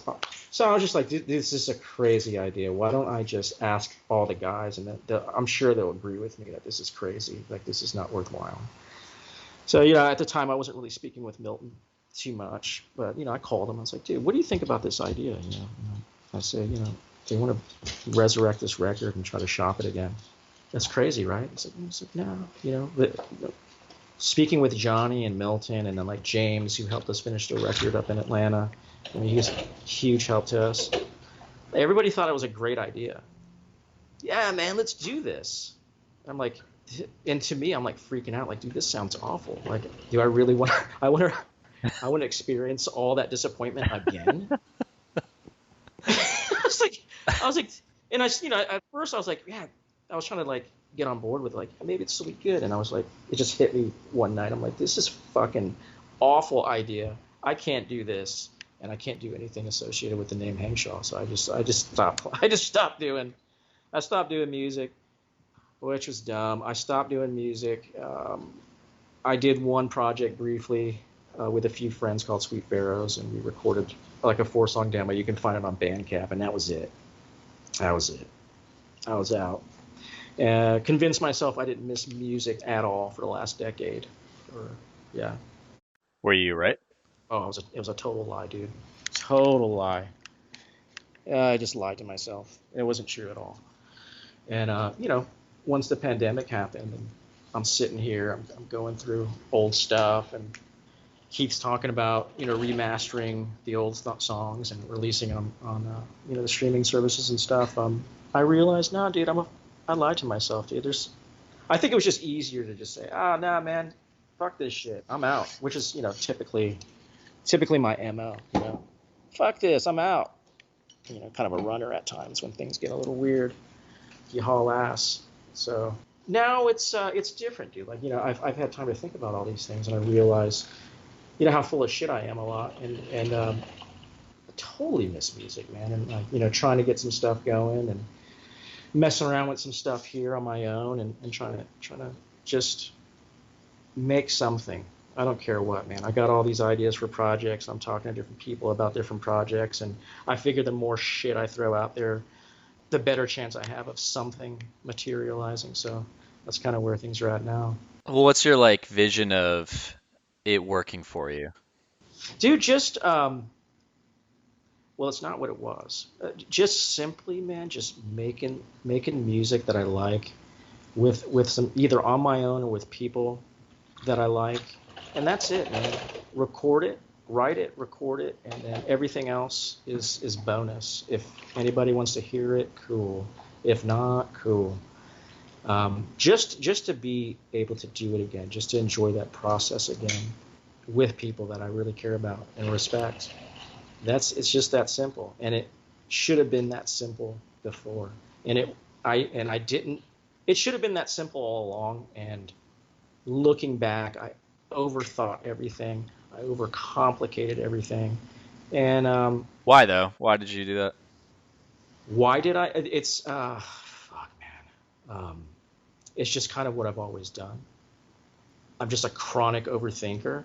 I have just always a catastrophic thinker. Mostly just a half glass empty kind of guy, man. Something's not going according to plan, dude. It's being confrontational, or yeah, man. Just looking back, dude, it's just maybe being difficult. I don't know, but just definitely chronic overthinking. And I mean, a lot of that's just like I've just been on like anti-anxiety medication for off and on for a lot of my life. Some of the weird decisions that were made were times where maybe I should have been on stuff and I wasn't, but it feels like the times when things were really productive and going is when I was like on something. But now that's not an option for me. I had gotten off. I was on some medication for like 6 years, dude. I was on just an SSRI for anxiety, and I took a benzo at night for anxiety and for sleep. I was on it for a 6-year period, and I started having really bad memory issues. For like, this is around October 2019. I went to a doctor. I went to my doctor just for a prescription refill. This doctor was out of town, so I had to see another doctor. I just needed to see somebody so I can get a refill on prescription. So I see this other doctor, and this doctor looks at my chart and says, "Hey, man, why are you on Klonopin for 6 years?" I was like, "Dude, I don't know. That's just what was given to me." And she looked at me. She says, "You need to get off of this right now." I was like, "Why? What can happen?" She's like, "You can get early onset dementia." Oh shit. I was like, "Okay, I've been having really bad memory issues for like the last 2.5 years, and it's not getting better." And I didn't know what it was. She's like, "You need to get off of this now." So I did. I slowly weaned off of that. Pandemic breaks out. This was October 2019. I started weaning off of that. Of course, we all know what happens. March 2020. I took my last Klonopin. She said wean off for a month. I weaned off 4 months because I've done this before. It's like I'm not doing it over a month because I was trying to avoid any kind of like discontinuation syndrome, anything like that. I just wanted to avoid that. I just don't have time for that. So I got off of that. Took my last one a couple of weeks before the lockdowns happened, the COVID lockdowns.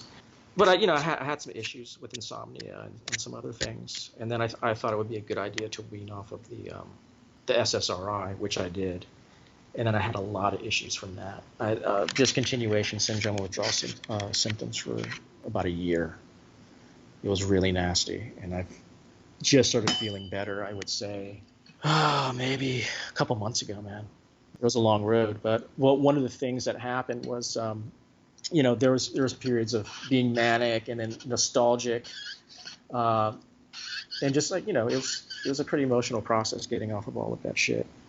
And then I have a habit of, I recognize there's this pattern, and I have to break this pattern, and it's just a pattern of self-sabotage or whatever the fuck it is, and then looking back on which I didn't really need to do this, dude. I didn't really need to go and like tear myself up and shit, but I did, because I wanted to see, like, I can't go back on this stuff. I can't rely on it. I can get dementia. I was starting to. I don't want to go on this shit. It's not an option anymore. So I have to learn how to retrain my brain on how to think. And it's been a process, man. It's definitely better, but yeah, just looking back on all this bullshit, man, it's yeah. That's why a lot of it, I guess. Back to your original question of why do you think I did that? Well, that's definitely a contributor.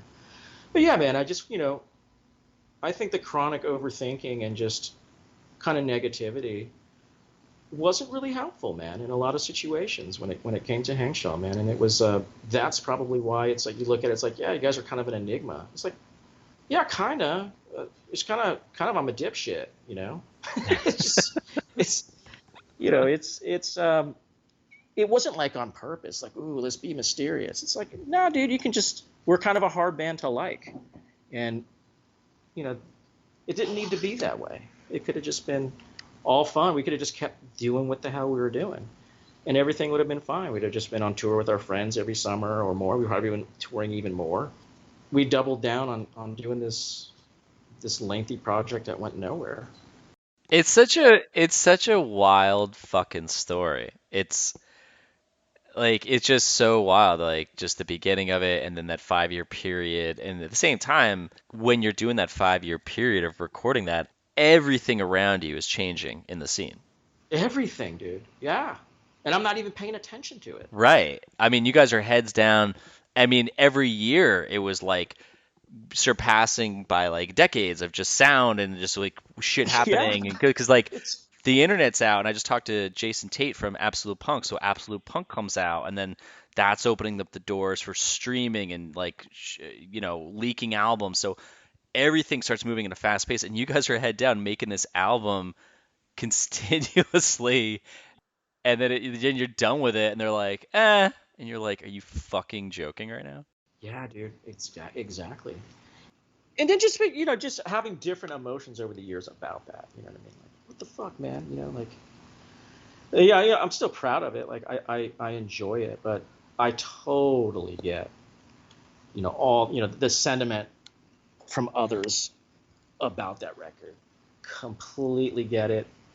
Completely, anyone's justified in being like, what the fuck is that? Completely justified in thinking and feeling that way. So, going forward, I hope to, if I'm going to do something like that, I'll just, I'll do something else. But, the plan is now, man, it's, I'm not sure who fucking cares.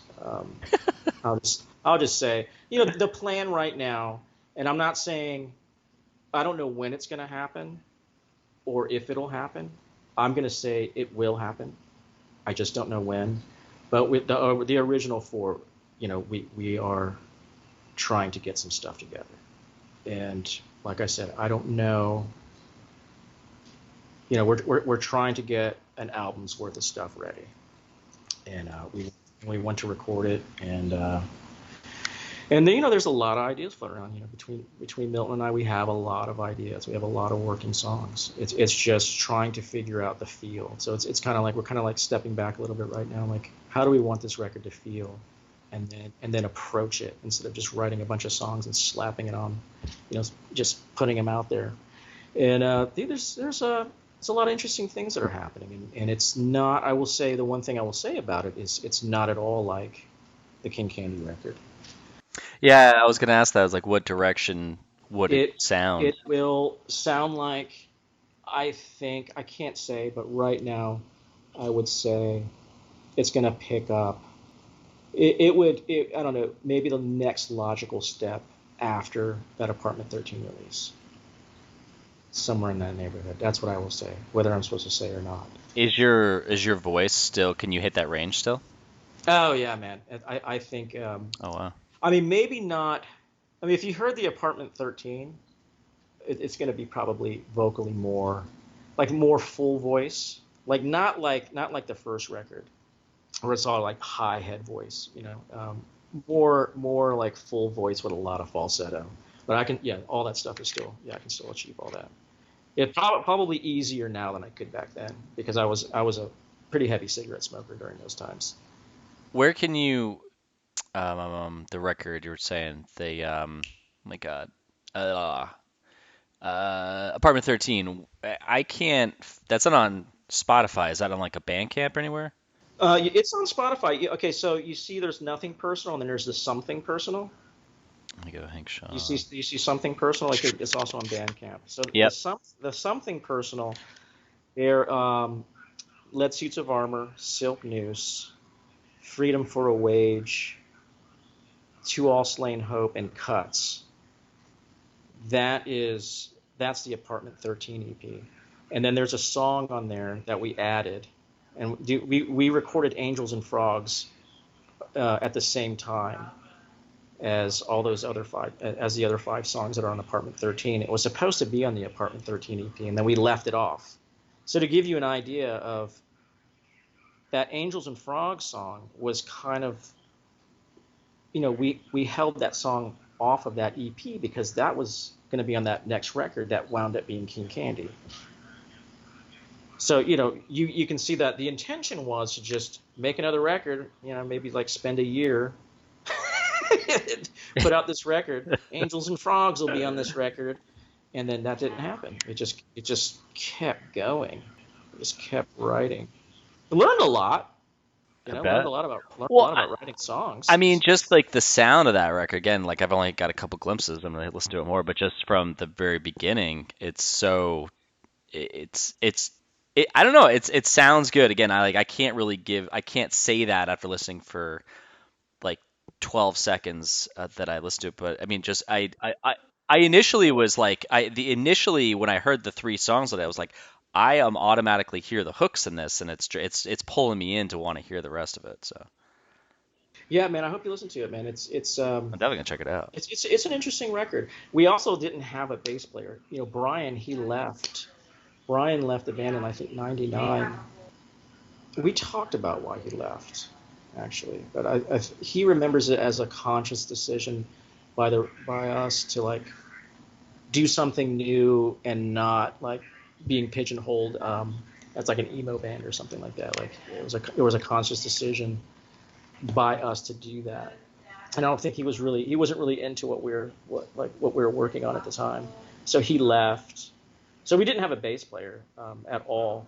So we had to borrow bass players when we recorded that record. So we had Justin Meldell Johnson. He played most of the bass on that record. And then we had this. There's a track on there called Wrong Foot, and then we actually did that one in Atlanta. And then this dude Sam Sims played bass on that track. The Stereo. Were you ever fan of the Stereo?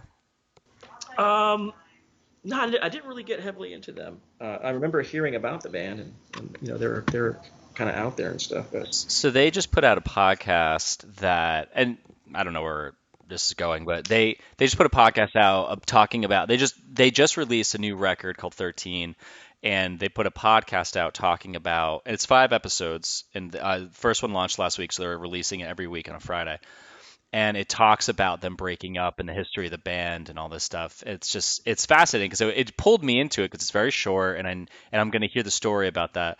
I feel like it'd be so fascinating if you guys did a podcast about like short amount of number of episodes about this King Candy record, oh wow, that'd be and, great, and man. just like breaking it down going into it and like all the songs, but then like breaking down the record itself and like why. I don't know. It just sounds That's a good interesting to me. idea. I just don't know. I'd have to get like Doug, the unnamed person I haven't talked to since. I I mean, don't think I he think it would be would really end things on. it's like a mystery almost, but I mean, I'm so fascinated by just the short story that I got about it. So I don't know. Like you said, you were looking for something to do. It might be kind of a little project that it may not be completely aligned with singing and stuff, but it might turn up turn the juices on for other stuff. Yeah, I mean that does sound like a good idea. Um, that's definitely interesting. What can you send me a link to that thing you were talking about, that band stereo? Yeah. That sounds really interesting. Sounds like something Yeah, I'd want to check out. I'll message you on Instagram when we're done. It's a pretty cool episode. It's only like a half hour long. I mean, granted, I mean I've done this podcast I've done for 4 years, and it's a lot of fucking work I for bet. for one episode. But I mean, if you have it structured and you have it short amount of time, and like there's a band I'm friends with that I'm trying to set something up with them. This is like my old bandmate, and talk about his records and kind of do it in this whole thing where it's an episode talks with the band and then other episodes break down the record itself. But yeah, no, I don't know. It's just something. Who knows? But it's something that you could think about, if you wanted to. Yeah, if I have time, that'd be killer. Um, I have pockets where I have time to do things, and then pockets where I have no time to do anything. Yeah, totally. Yeah, I mean, like I'm in the middle of my workday, and that's why I luckily work for myself. So I ran home. I'm like, all right, I got like I have an hour and a half, 2 hour pocket that I can carve out to do this, and then on Saturday mornings I get up and go get coffee and just edit these things for like 3 to 4 hours. Oh wow! How many do you do a week usually? Um, it depends. Sometimes, well, if I edit it, I do one a week because it takes me a while. Right. But interviews, last couple weeks, I've been stacking up 2 episodes, 2 interviews a week. I've been trying. Wow. And Yeah, you release one a week? Or try you to. do? I Yeah. might be doing like where it's 3 a month and then take the last Friday off. But I don't know. People have to pay for a Patreon, which is only like $1 like a month. So I don't know. Yeah. I don't know. Yeah. So I mean, I can. Yeah. If you ever any questions, like feel free to ask me. Okay. Message me or whatever. But cool, man. Well, so I'm gonna start taking this down the path to wrap it up with the 2 questions. But I'm gonna ask you that one question that you said you liked. Ooh. You want to the funny story question? Yeah. Like, what's a story that Oh, you've never got to tell this is your moment to tell? is it okay if it's long?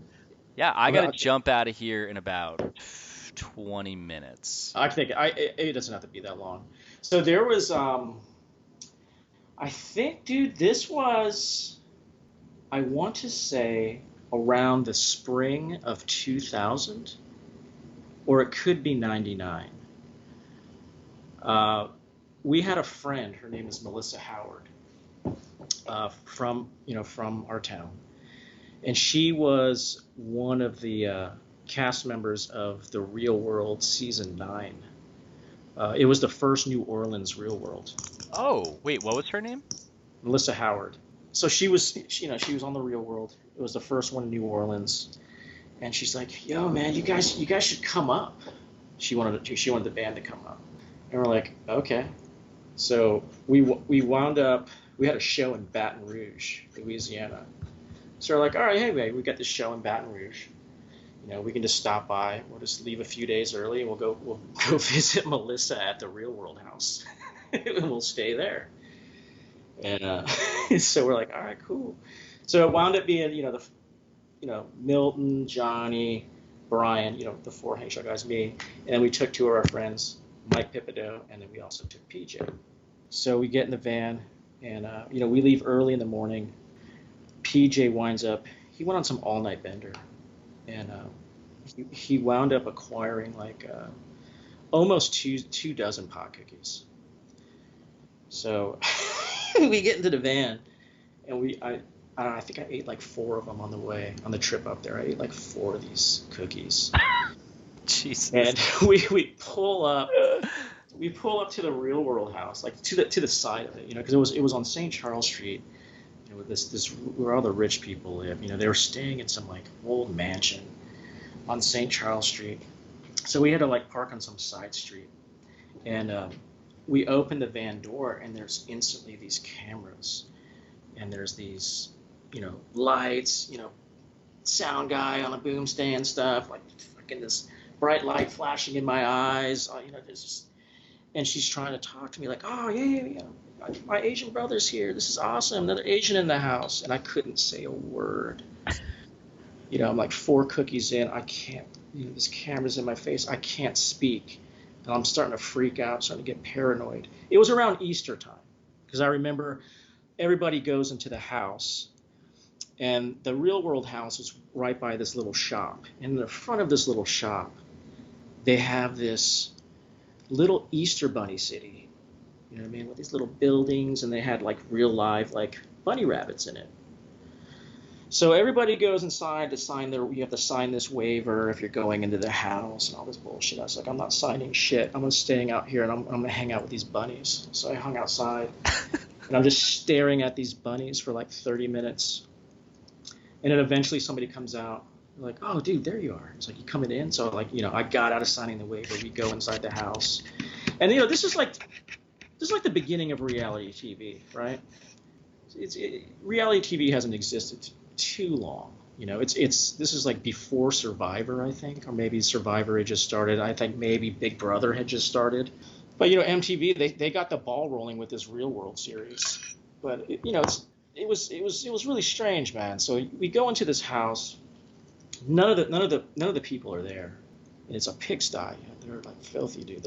There's like just dried up beans in this pot. Like, the house is filthy, dude. So we get into the house and then we're all going to go to sleep. So Melissa, her roommate, is at some rave. So she, we have enough room for everybody to sleep. And we're going to sleep. We shut the lights off.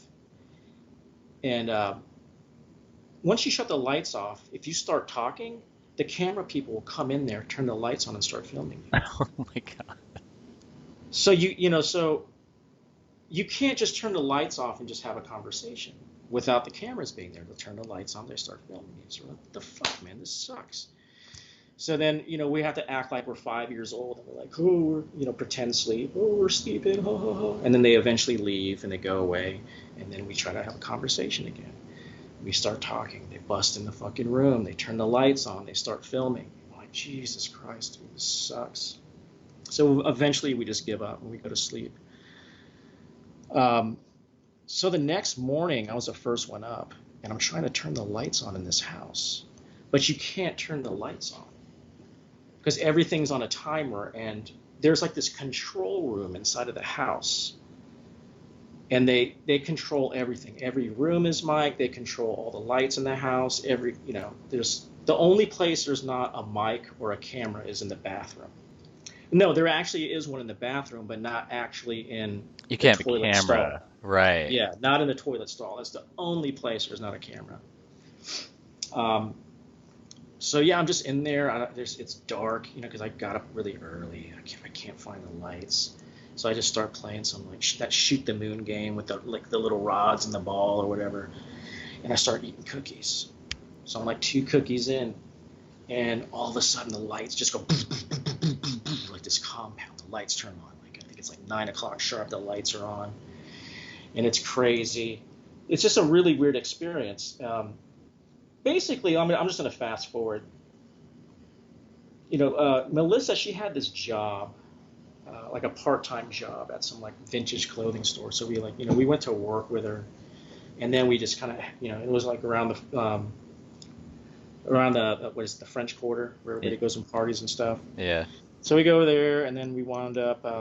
I wound up falling asleep in the vintage clothing store because I was just already done. Everybody else went out to have drinks, and she gets off work. We go back to the house, and we decide, hey, they let us stay the night. Let's do something nice. Let's do something nice and let's clean up their house because it's filthy. Their kitchen is filthy. We're just going to clean the house. While we're at the vintage clothing store, Milton decided he was going to buy a thong and a mink stole, and then he bought a wig. So we get back to the house, and he's cleaning the house in a thong. Because at the time, do you remember that song, the Thong Song by Cisco? Yeah. That was the huge song, I guess, at the time. So we actually had seen people like, in the French Quarter, like dudes or whatever, wearing thongs and like twerking in the street and stuff. We just thought it was that's hilarious. This is awesome. So Milton, he had his thong on, combat boots and a mink stole, and he's cleaning up the house. And then at some point, he just starts running around the house, and he's jumping in the air, and I'm smacking his ass. And then these, the real world cameras come out. They're filming all this stuff. We start going ape shit. And then, in New Orleans, you can like walk around the streets with an open container. You can drink anywhere. It doesn't matter, right? So at some point, we realized these filthy animals, they don't have any trash bags. So we decide, hey, man, is there a Walgreens or is there somewhere we can go buy some trash bags? So like several blocks down the street, there was like a Walgreens. So we walked down there.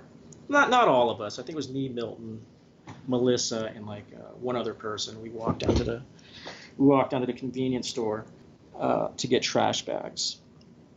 And then Milton, he starts like kind of like walking around hunched over like a caveman. He has his mink stole on. He has this wig on. He has a thong on. And he's walking down St. Charles Street. And he's smelling rich people. Like he goes up to him and he's grunting and he's smelling rich people. And I'm just sitting there drinking like a huge gin. And I'm just like laughing my ass off, dude. And the real world cameras actually followed. Like, the sound guy and the camera guy, they followed us all the way down the street to this convenience store. So they go in there, Milton and Melissa, they buy some trash bags. And then he comes out, Milton has this gigantic Tootsie Roll. And he starts to bite into the Tootsie Roll. And I go, Milton, don't eat that Tootsie Roll. He's like, why not, man? I was like, dude, chew it up. Chew it up and make it look like a turd. And then just like have it sticking out of your butt. Because he has the thong on. Like just have it sticking out of your butt. And then you and I are going to walk into this church. So we go up there and the doors are locked. And we can't get in there, so I start knocking on the door. And I think at some point, the sound guy, who's from New Orleans, gets pissed, and he quits on set and walks off. And he says, I've had enough. These guys have disrespected the city of New Orleans. Because there was a lot of other antics I haven't gotten into. And this was just kind of like the climax. Like this was the last straw. This guy quits. So it was kind of like, dude, there's writers and producers, all this shit. Like it's a really weird experience. It's like you're lab rats and you're trapped in this maze. They just completely manipulate any situation. So if there's not cameras on our friend Melissa, she has to wear a hot mic, where they can hear everything she's saying. They can hear everything we're saying. And when we get back to the house, there's this phone, they call it the bat phone. And it's this red, like rotary phone. It rings, and it's one of the producers or something. They say, put Melissa on. So she gets on the phone, and they kick us out of the house. We got kicked out of the house. I'm not sure what it was from. It could have been that sound guy quitting, got us kicked out of the house. It could have been one of the other like roommates. There was one other guy there. I don't think he liked us very much because we're going ape shit. But yeah, we got kicked out of the real world house, dude. So we get kicked out. We're like, well, what do? We have no place to stay. We have to play the show the next day. And she's like, I'm pretty pissed. I'm like, well, dude, fuck MTV, man. I don't want them there anyways. Because the whole thing was, we found out later this was an episode that was focused on Melissa and where she came from and her friends. Oh, no. So they have this they have an episode written where, Melissa's friends from the band come up and they stay the night. And then we're going to follow this band to their show in Baton Rouge, which I was never cool with. I don't think any of us, I think we're all pretty uncomfortable with that idea, but we're like, whatever. Maybe it'll be cool. But, we get kicked out of the house and we're just kind of sitting on the street. It's nighttime. And we're like, dude, what are we going to do? Are we going to play this show? Just try to find a hotel? We're all pretty broke, and it's expensive on St. Charles Street. So I was like, we're going to hit the Baton Rouge, find a cheap hotel. But I think the whole thing was we're supposed to take Melissa. So we have to decide. The whole thing was like, Melissa, can you call them and say, we don't want the MTV cameras there, but can you still go to the show without them? So she asked us, said no. If she goes, we go. So then we just decided not to play the show. So we're just kind of back and forth getting loud about it on the street. Not really an argument, but just a heated discussion about what we're going to do. And apparently we're too loud. And then some lady comes out and she starts yelling at us. She goes, I got a baby sleeping up here. And I guess I told her, I yelled back at her, lady, you can take that baby and shove it up your ass. And then she got fucking secret. I'm calling the cops. So she goes and calls the cops. We're like, fuck, we got to get out of here. We start to hear some, several minutes. We start hearing some sirens. We get in the van and we just haul ass. And I think that was the furthest we drove to not play a show ever. And we got kicked out of the Real World house. Did you guys even get on the show? No, dude, they cut us. They cut us out of the show. And then at that time, they would do a Real World uncensored video. Like when the season's over, dude, they cut us out of that too. So the only proof that there was like some production notes that our friend Melissa was trying to get. Someone said they would send her the production notes that we were there. But I feel like that was like the thing back then, was to try, if you knew it was being filmed, to try to get in the house wherever it was. yeah. Oh, dude, people hated it, man. Like we would just sit outside, and cars would just ride by. Fuck the Real World. It was kind of bad. Like they got heckled a lot. Yeah. People driving on the street. Did you ever watch like the shows? I did up until then. Okay, because Yeah. I'm not trying to hijack what you're talking about. I'm kind of advancing on it. I was living in San Diego a couple years later when they did this. They were filming San Diego, and I saw there's an episode where one of the guys gets his ass, like he gets like punched in the face and his eye gets cut or something. And like we were out in the street and like we saw it happen. Yeah, like we were there where they were getting chased and shit. We were out. And like everyone hated them. Yeah, dude, everybody. Anywhere they went, they despised like that whole. Any town they went to, they would just set up camp in front of the house and like just yell shit at them. Was that the one that had that one dude? What was his name? Was it Spike or Spud or Puck? Puck. Was that the one that he was on? No, that was season 3. That's when they were in San Francisco. Oh. I used to live for this fucking show back in the day. Really? Oh, I loved it. So you remember season 9? Oh, 100%. As soon as you said that, I went on Google and I was like, yep, I remember that completely because... Okay, since you're familiar with the show, okay, you know that episode that focused around the Mormon girl and her family was in town? Yeah, yep. That was the same weekend we were there. Oh, my God. We were actually supposed to be that episode, and then they pivoted to her parents being in town and, like, her crying about, like... everything. Her strict parents. Yeah, she was correct. And the funny thing is Mike Pipito, like, that girl had we think she had a little crush on her buddy Mike that we had with us. And then he wound up, I haven't talked to him in years, but he took their rules book from out of the bathroom as a souvenir. So maybe I can ask, maybe if I ever get a hold of that guy, I'll see if he'll part with it. I'll send it to you or something if I can get it. You know, it's funny, man. As you're saying this, I'm laughing as like, oh, that's so cool. But if there was some kids outside of wherever I was doing this shit, I'd be so fucking annoyed and probably be that person being like, shut the fuck up. Well, dude, we deserved it. I mean, dude, we were being loud, and she had Oh, totally. Yeah, dude. I mean, I had no right to tell that lady that. Actually, I don't feel bad about it. It's pretty funny.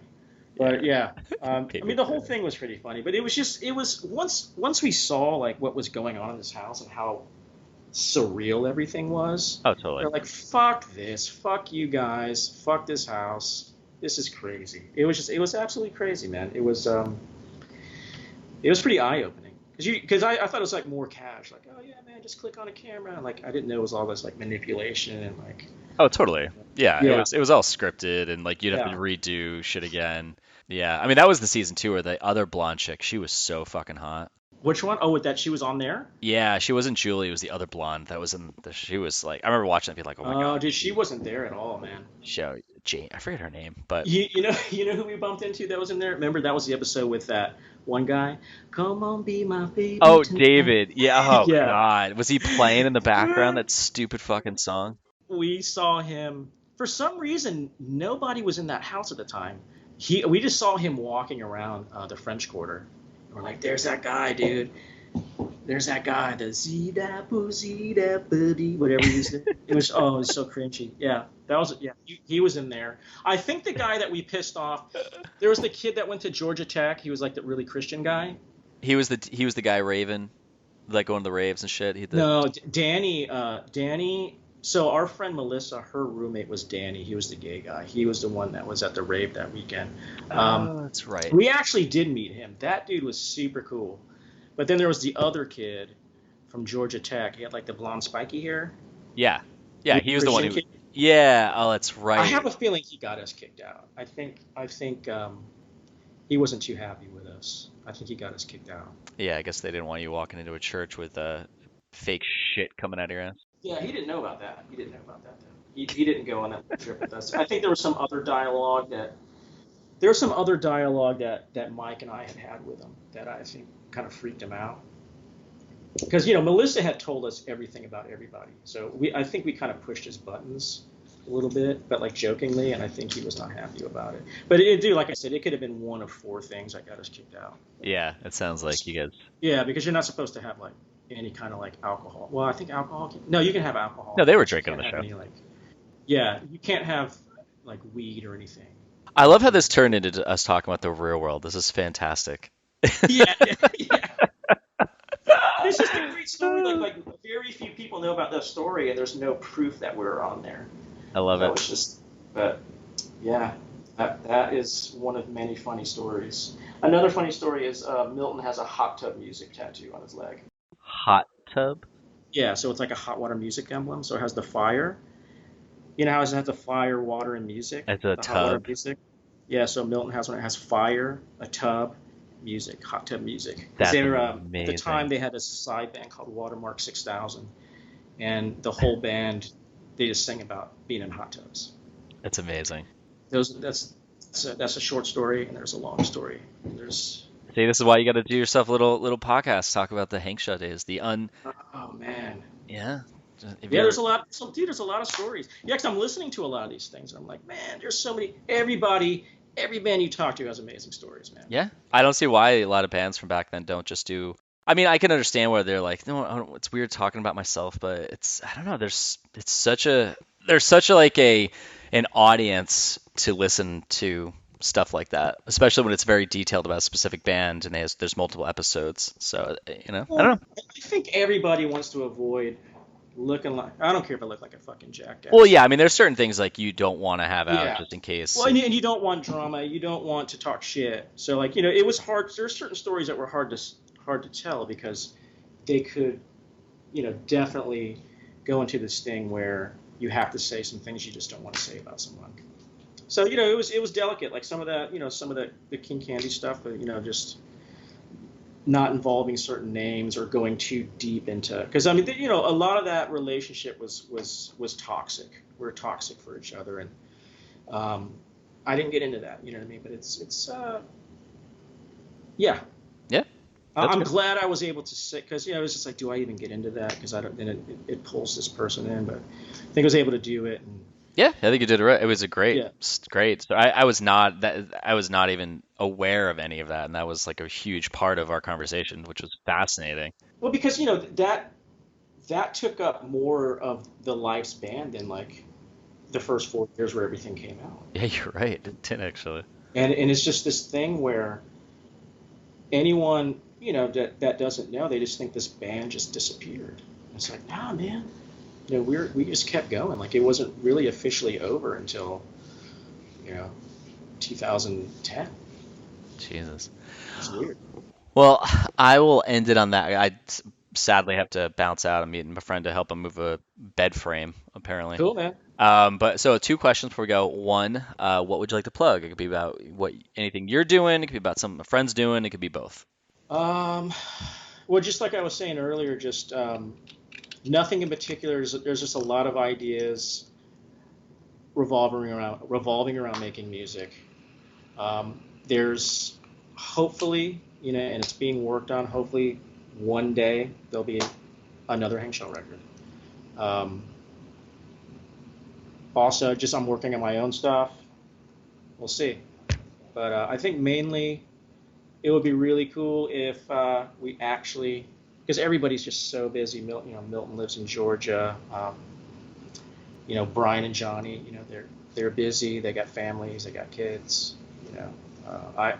I run a business. I have no kids. The business is my kid. So hopefully one day we can get that done. And I'm excited for it. And it's definitely something that's being worked on. Okay. So 2027, you guys should look for a Hankshaw record. Yeah. If history repeats itself, then we shall be waiting 5 years. If history repeats itself, then it probably won't. It might not happen. It's true. All right, man. Last question. What scene ethics do you hold on to this day? Scene ethics. Wow.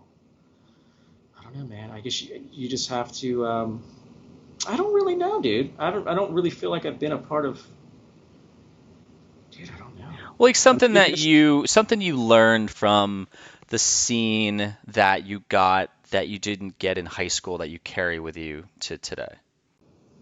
Something I didn't get from high school. Oh, just camaraderie, man. Camaraderie. Yeah, I was pretty much a loner before the scene, and then I just met some of the best friends I've ever had from it, and just maintaining those relationships, you know, having their back and them having your back. It's just the same people. We still support each other in everything we do. That's everything, really. I feel like, but yeah, I'll stick with that.